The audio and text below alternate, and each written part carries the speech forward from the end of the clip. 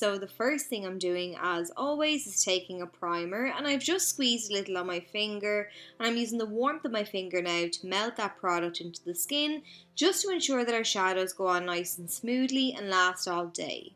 I'm taking the Soph Revolution palette today, and I really like this palette because it's got a fantastic range of shades in it, the quality is brilliant, and it's super cheap. So I'm starting out by using the shade Peaches on a fluffy blending brush, and I'm tapping a little down on the outer third of the eye, and then I'm sweeping the shadow across into the crease. And this shadow has a slight bit of shimmer to it, but because I'm applying such a light layer, it actually isn't noticeable. I just want something in the crease to help the other shadows blend that little bit more seamlessly. Now I'm using a small bullet shaped brush to run this shadow down along the lower lash line, and as you can see, literally one swipe did the job. So I'm just picking back up my fluffy blending brush and a tiny bit more of that shadow, and I'm running around the edges of the entire look and really focusing on rounding out those edges. Next then, I'm taking the shade Pumpkin on a slightly smaller blending brush, and I'm using a smaller blending brush because I don't want to blend this shadow out as much as the previous shade, and the bristles on this brush are more compact compared to the last brush. Next, I'm taking some of the shade Danger, and I love this colour, it's a good one for this time of year. I'm beginning with a light hand and I'm working it on the outer portion of the eye first, before taking it across into the crease. Then I'm switching to my bullet shaped brush once again, and I'm smoking some of that same shadow down along the lower lash line, making sure to connect it up on that outer edge. Then I'm going back in with that red once again and really blowing out those edges. Although you can't see our two previous shades, it doesn't mean applying them was pointless. I wouldn't have gotten as nice of a blend with that deep red if I hadn't have used them. So that the look is a bit more dimension now, I'm going in with the shade Cup of Tea on a fluffy blending brush, and I'm smoking this very lightly around the edges just so you can see a hint of that light warm tan shade. Next, I'm going to cut the crease, and to do that I'm using the Collection Lasting Perfection Concealer, one of my favourites. Now the shape of the applicator itself actually makes cutting the crease that bit easier to do.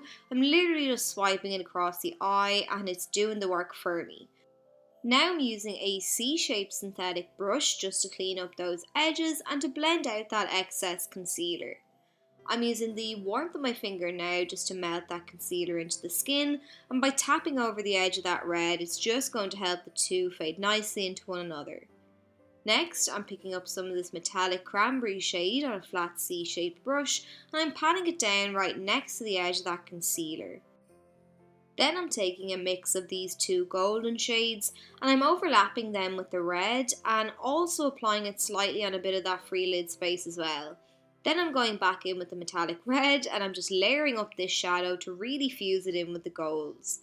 For the remaining part of the lid then, I'm taking this matte white called Penguin, and I'm applying a very light layer to the lid. So now onto the black. The black really transforms this look altogether. So I'm beginning by taking Nightmare in a small pencil brush, and I'm applying it from the lash line up into the crease and rounding that shadow into a C shape. Because we cut the crease earlier, I'm switching to a small flat brush to apply the black to that part of the look, because the brush is just that bit more precise than my pencil brush. And then I'm just connecting that black up to the black that I've already applied. Once I've laid down the black right at that edge though with my small brush, I can go back in with the pencil brush and build up that black and start to blend it out. So I'm using circular motions, little circular motions with my pencil brush firstly to diffuse the black. Then I'm switching to another pencil brush with some red shadow on it this time, and I'm wriggling it along the edge of that black to help fade it out. To really make sure that everything is diffused nicely, I'm going back in with my fluffy blending brush, this time with no product on it, and I'm running it around the edges. This may seem really excessive, but it really makes such a difference to the look. Moving down to the lower lash line now, I'm picking up my small flat brush and I'm pressing that black eyeshadow into the lashes. I want this area to be pitch black, which is why I'm using this type of a brush.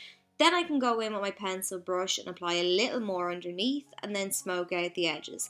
And I do this process a couple of times until I'm happy with the intensity of the shadow and the softness of the edges. For the waterline, I'm taking my No Cosmetics Intense Look eye pencil and I'm running the pencil back and forth, and then to set that pencil in place to make sure that it lasts all day long, I'm going back in with some of that black eyeshadow, patting it over the top of that pencil with my flat brush. For lashes, I'm taking these ones by Kiss. They actually haven't left my eyes since I got them. I love the fact now that they've added some really dramatic lashes to their line. They're just fantastic. To finish off the look then, the last shadow I'm taking is Fairy Lights, and I'm just patting this around the tear duct of the eye to add a nice pop to that area.